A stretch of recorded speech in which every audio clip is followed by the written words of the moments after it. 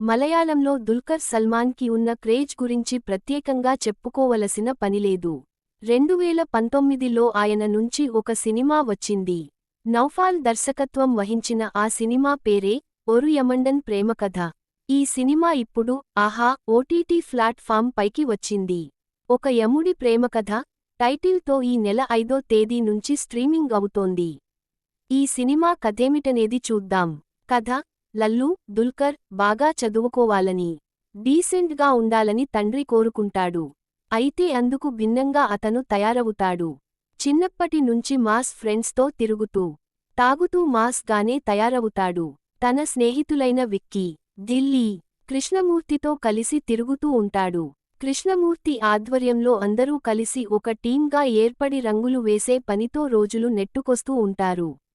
లల్లుకి ఒక తమ్ముడు ఉంటాడు. బాగా చదువుకుని ఉద్యోగం చేస్తూ ఉంటాడు. అతనికి పెళ్లి చేయాలంటే ముందుగా లల్లు పెళ్లి చేసుకోవాలి. అందువలన ఆ విషయంలో పేరెంట్స్ అతనిని ఒత్తిడి చేస్తూ ఉంటారు. తనని చేసుకోమంటూ జస్నా, సంయుక్తా మీనన్, లల్లు వెంటపడుతూ ఉంటుంది.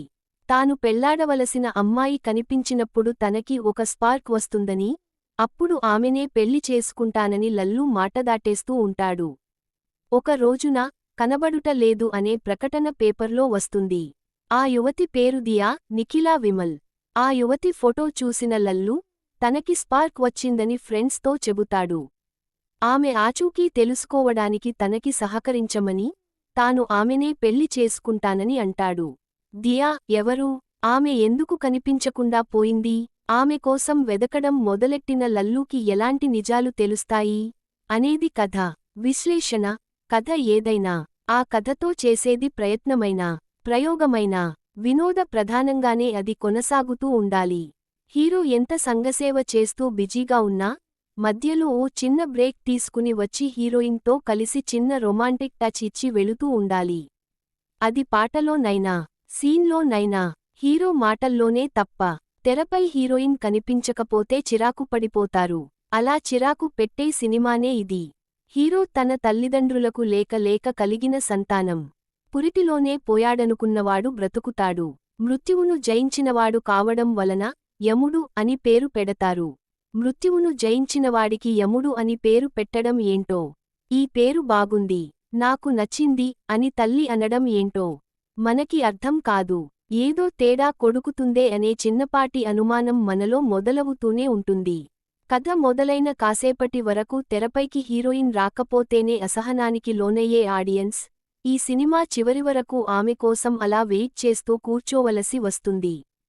క్లైమాక్స్ కి ముందు హీరోయిన్ ఎంట్రీ ఇస్తుంది.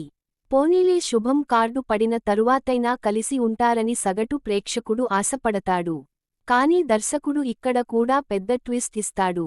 ఇక అప్పటివరకు నవ్వించడం కోసం హీరో ఫ్రెండ్స్ నానా అవస్థలు పడతారు. మనలను నానా ఇబ్బందులు పెడతారు.